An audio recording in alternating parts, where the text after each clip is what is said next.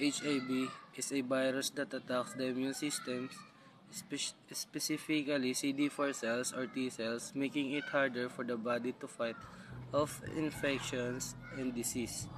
And AIDS. AIDS is the most advanced stage of HIV infection, where the immune system is severely weak, leading to life-threatening infection and cancer.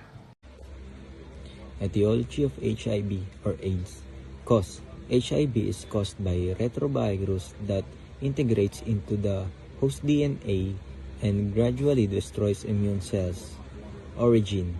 The virus is believed to have originated from primates and crossed to human zoonotic transmission in the early 20th century. HIV is not spread through casual contact, saliva, sweat, tears, or sharing food. It prevents measures includes safe sex practices, avoiding needle sharing, and medical interventions like pre-exposure prophylaxis or PrEP or antiretroviral therapy or ART. Mode of transmission. Number 1, blood contact. Sharing needles or syringes. Example, during drug use, contaminated blood transfusions, rare in modern settings. Accidental needle stick injuries, common in healthcare settings. Number 2, sexual contact. Unprotected sex, vaginal, anal, or oral, with an infected person. The virus is present in semen, vaginal fluids, and rectal fluids. Number 3, mother-to-child transmission. During pregnancy, childbirth, or breastfeeding if the mother is HIV positive and not receiving treatment.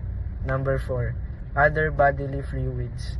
Transmission can occur through contact with infected fluids such as breast milk.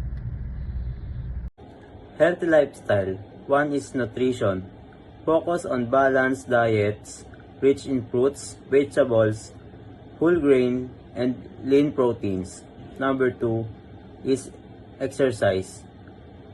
Engage in regular physical activity at least 30 minutes a day to maintain overall health. Number 3 is sleep. Aim for 7 to 8 hours of sleep per night to help immune function. Number 4, stress management. Practice relaxation techniques like meditation, yoga, or deep breathing. So this is a tip for an HIV patient. First is in the medical care.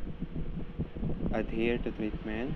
Take the antiretroviral therapy or ART as prescribed to maintain viral suppression.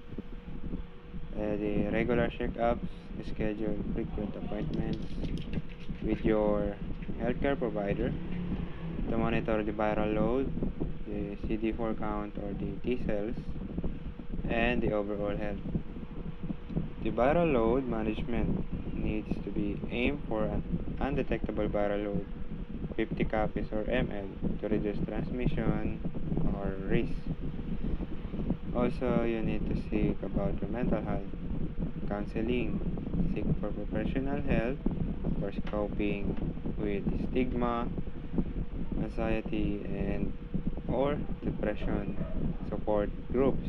Join HIV support groups for connection and community. And last, the mental health resource. Access online resources, hotlines for counseling services.